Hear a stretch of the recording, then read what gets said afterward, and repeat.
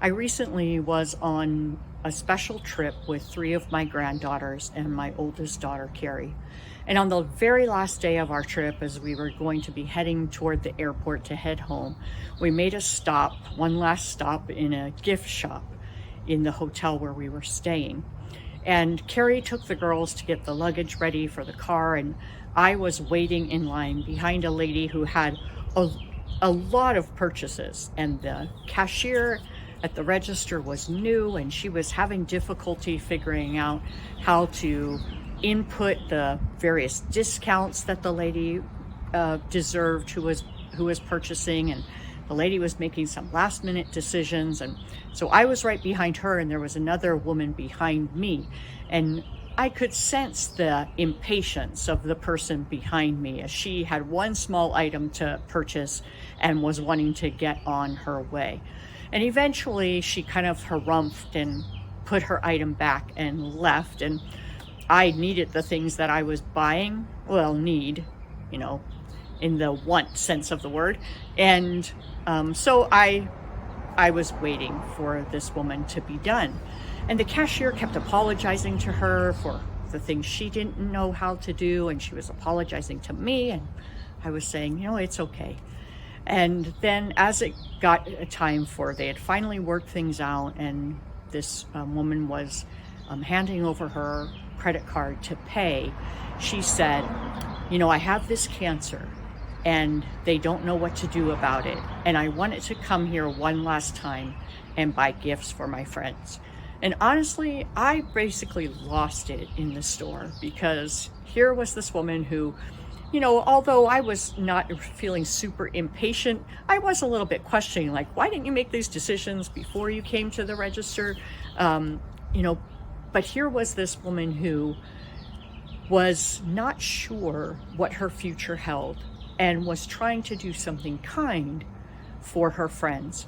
And it just reminded me of the fact that we never know the story of the people around us. We encounter people every day. We come across them on the road. We come across them at the grocery store. We come across them in our neighborhoods. Sometimes it seems like they're unhappy, or it might even seem like they're angry, or it might even seem like there's anger directed at us that we don't understand. But it's because we don't see their story. There's a verse in Colossians chapter 3 that I think reminds us of how we are supposed to treat people, whether or not we feel compassion for them because they're undergoing very difficult situations, whether or not we ever get to know what their story is. Paul writes, "So as those who have been chosen of God, holy and beloved, put on a heart of compassion, kindness, humility, gentleness, and patience. As those who have been called by God, as those who have been set apart as his people, as those who know that we have a God who loves us, we should extend that love and compassion and patience to everyone that we meet." So today I would encourage you, as you go about your day, as various people cross your path, as you may or may not know what their story is, keep in mind that God knows each of our stories, and that perhaps those encounters are even divine appointments for us to be able to give a word of encouragement, or just for us to increase in our ability to have compassion for people.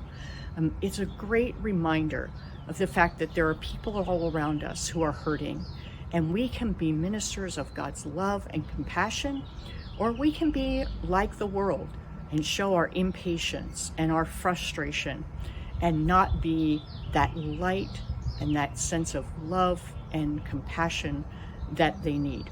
So go today as children of God who are holy, who are beloved, and show God's character to those around you.